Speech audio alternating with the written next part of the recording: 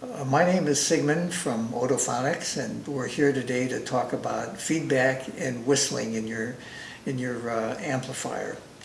Years ago, feedback and whistling used to be a big problem for hearing aid wearers, but modern digital technology has significantly reduced this problem.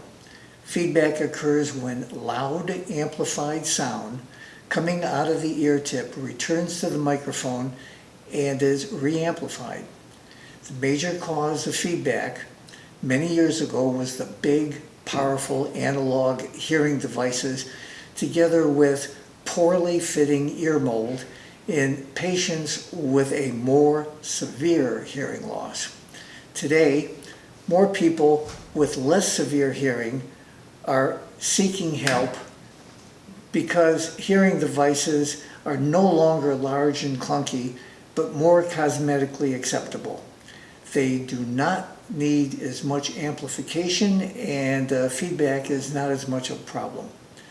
But even more important than that is the advanced digital feedback cancellation feature, which is now incorporated in most of the better hearing aids and hearing amplifiers.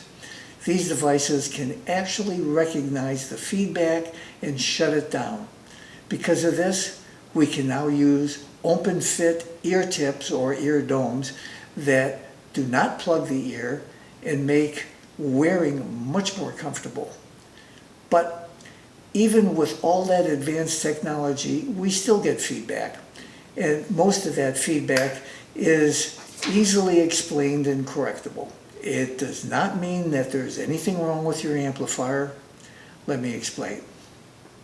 Feedback occurs when any object comes in close contact with your ear, such as your hand, for example. When you first insert the amplifier in your ear, you may get feedback. When you go to change the volume or program, you may get feedback. If a hat or a shirt collar or a scarf gets too close to your ear, you may get feedback. All of this is normal and does not require correcting. Your amplifier is not defective or broken. Now, this feedback can also be of help to you. Suppose your amplifier doesn't seem to be working.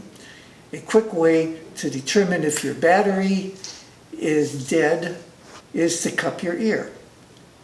If you get feedback, your battery is fine. By cupping your ear, you can hear feedback. You might want to just adjust the volume.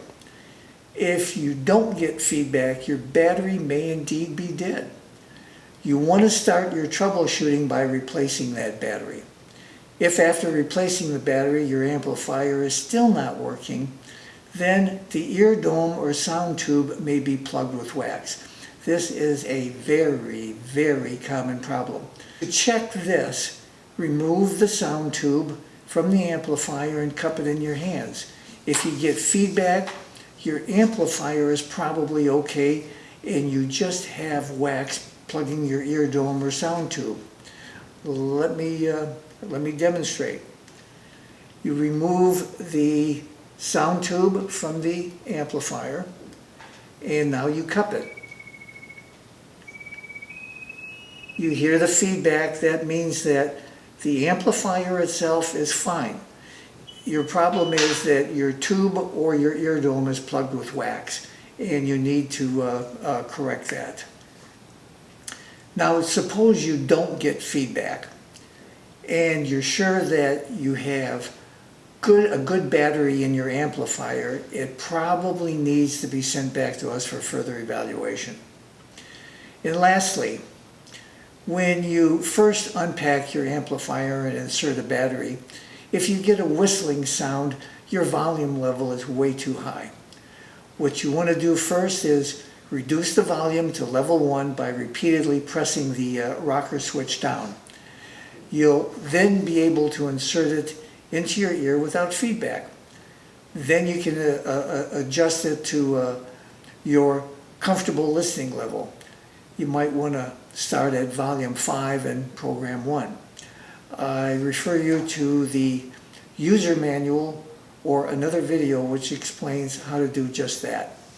And finally, if your hearing loss is more severe and requires higher amplification, say to level 8 or 9, and you are experiencing feedback, set your amplifier to program 3.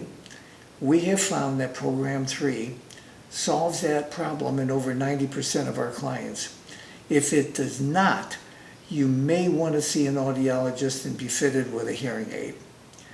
I hope that this tutorial was helpful, and thank you for watching.